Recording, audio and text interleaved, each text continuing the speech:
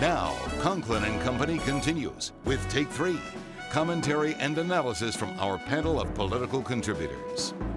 Welcome back, everyone. Time to talk politics and a few other topics with our Take 3 panel with Fletcher Word from the Sojourner's Truth and London Mitchell. Good to have both of you back on the program again, a couple of weeks off. Back refreshed. You got the purple tie going, London? I wasn't sure if I was dressed appropriately, but apparently I am. Did not get the memo. We talked to Jacqueline Policastro a little bit about Eric Holder's troubles with Fast and Furious, the gun-running operation where an American was killed with guns that went to Mexico.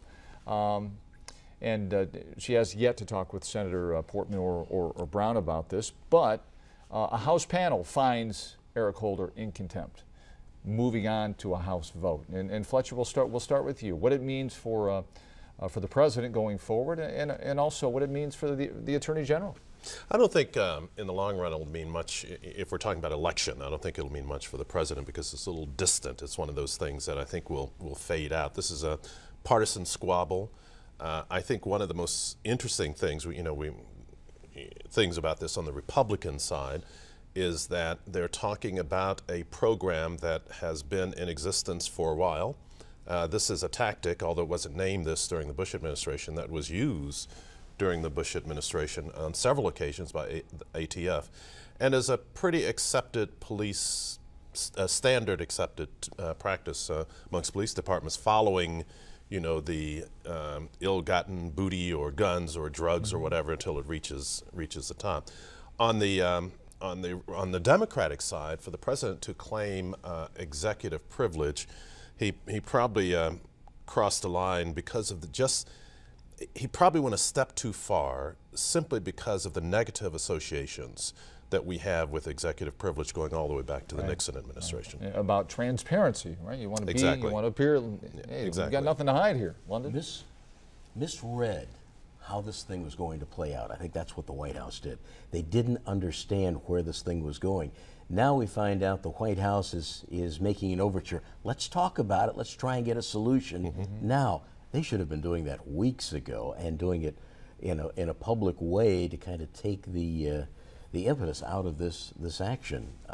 I think it was misread by whoever is advising the powers that be in the White House. Misread, misstep. What about impact going forward to fall? Is it something that could, will it be a blip when you're talking about poll numbers, or will this be something the president's going to have legs? Could very well be that if the Republicans don't play it correctly, it could come back to haunt them, because I think the big issue on the table for just about everybody is the economy. And this thing could sidetrack that discussion. And I think that both sides risk overplaying their hand on this particular issue here going forward. And if they handle things smoothly behind doors, it will be no longer than a blip. Another thing is not about the economy is immigration, and that kind of came to the forefront this past week. And that's exactly what we're talking about, and I think that the administration, the Obama administration, got some great traction on this particular issue here. It put Romney into a box. He's been pretty hard line during the primary season about immigration, and now supporting the Arizona law. Yes, and now he has to, and he did just the other day back up just a little bit in a speech in Florida. As you look at this election, as you look at the numbers, there are 6 states that Romney has to win, has to take away from Obama that Obama won the last time. 2 of them are Colorado and Nevada, huge Hispanic populations there. So that puts him into even more of a box. And Romney trying to court the Hispanic vote this past week. But you mentioned he backed up a little bit, said I'm going to develop my own plan. I wouldn't eliminate the DREAM Act or repeal it. Right. I mean, correct. Which is a Which is a reversal, yes, because he said he would not have authorized it. But London economy all comes down to the economy, and that filters back here close to home. We have an issue with in the congressional race.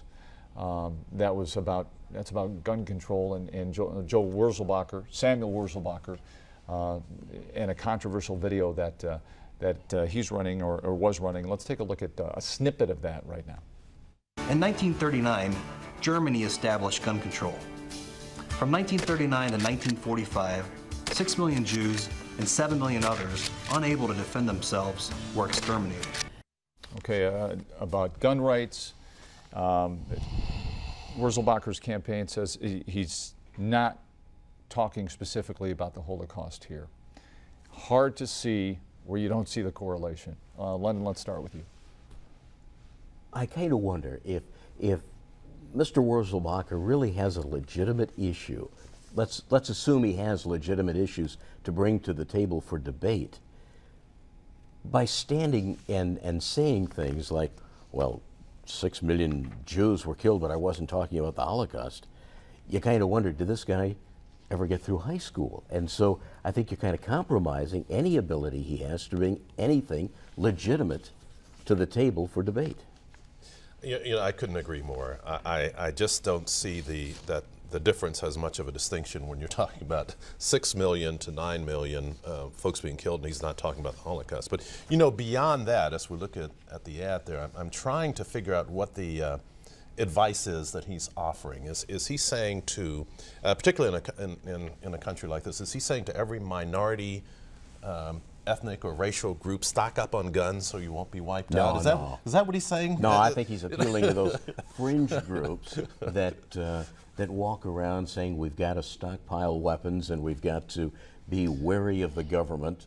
They form their own militia bands. I think that's who he's appealing to. For his role, he told the Blade, Ignacio Messina wrote this story, and Wurzelbacher said, "All I said was gun control was implemented, and then governments proceeded to violate human rights. Nowhere did I mention the Holocaust, or was I even talking about it?" Well, that's a misstatement. Is the best spin I could put on that. That is a misstatement. He doesn't know what the Holocaust was. Moving forward, the election for the 9th District. Things like this. What's it mean for Wurzelbacher's campaign, which we haven't seen much of here in the Toledo area in recent weeks? It's I don't know. You know, he doesn't have a snowball's chance in heck. Can I say that on TV? Of winning this election. You know, it's such a heavily Democratic district. He's up against someone who has won umpteen number of times. The Republicans are not going to pour any money into this. The primary results show that the numbers just don't favor him. He doesn't have much of a chance of winning at all.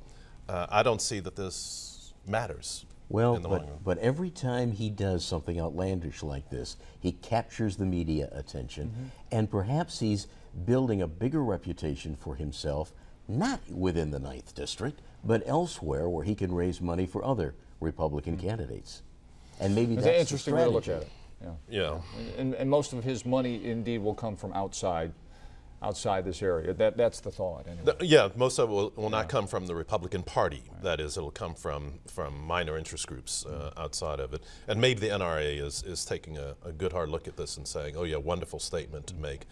I don't see that any big time money at all is going to come from anywhere to fund this campaign. All right. So he's grasping at straws. City of Toledo, news on Friday that the tax revenue up over projections. So despite the fact that the economy stalls nationally, not enough jobs are being created. But there are more hopeful signs here in Toledo. London, Mitchell? But more stability, I think, in what manufacturing remains and we've got the casino, and that's generating dollars. Yeah. So I think that there are some real pockets where we can have some optimism. Yeah, you know, and as we're going forward, we're talking about the general election in the fall. Ohio is another one of those 6 states that that Romney has to wrest from Obama's grip, and this kind of news is making it difficult, is going to make it difficult if it's spread across the state. You know, he's got some big obstacles here in Ohio, and as we're going forward, both the Republicans under the Kasich administration and the Obama administration are going to claim credit for the fact that Ohio is rebounding. That's already happened. It's already happened. Yes. It's already happened. Yeah. And so the advantage that the president has is he just has to keep shouting, you know, auto bailout, you know, alternative energy. That's the mantra: auto bailout, auto bailout, auto bailout. You know?